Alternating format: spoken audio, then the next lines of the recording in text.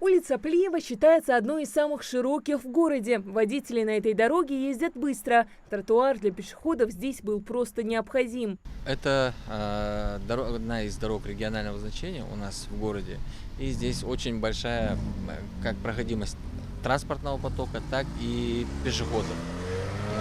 И зачастую, не имея возможности передвигаться по тротуарам, люди могли выходить на зону движения автотранспорта, что в свою очередь приводило и могло привести к дорожно-транспортным происшествиям. Ремонт дороги стал возможен благодаря активному участию местных жителей в прошлогоднем голосовании за объекты благоустройства, которое проводилось в рамках реализации нацпроекта «Жилье и городская среда». Выбор в пользу этой улицы обусловлен тем, что она обеспечивает подъезд к социально значимым объектам – нескольким школам, библиотеке, спортивной площадке.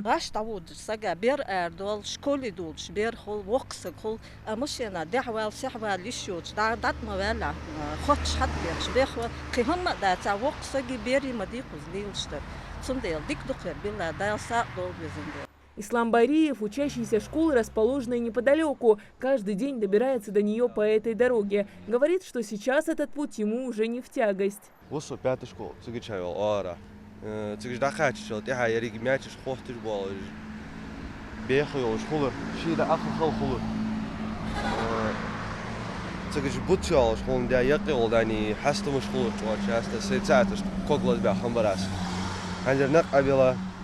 намного безопаснее. Декада ханс охош. Ахтада. Школу жмию здесь ялыш. Дух береж мухоли.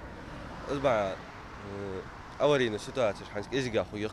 Педагог второй Сунжинской школы Эсет Каздиева тоже радуется изменениям. По этой дороге она часто гуляет вместе с детьми. Мы часто ходим в библиотеку. Здесь библиотека находится в бывшем здании университета. И раньше мы ходили по тротуару, не было тротуара. Приходилось, конечно, с детьми тяжеловато было идти сюда с учениками.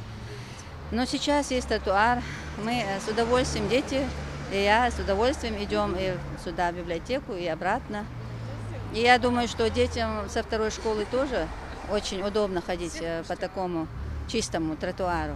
Ранее проезжая часть на этой улице была реконструирована Министерством автомобильных дорог в рамках нацпроекта «Безопасные и качественные дороги». Сейчас проложен тротуар общей протяженностью более 600 метров. Устанавливается ограждение. Помимо этого созданы и другие удобства. Местами мы благоустроили скамейки, урны для того, чтобы пешеход, который, преодолевая большую дистанцию, мог присесть, отдохнуть и так далее.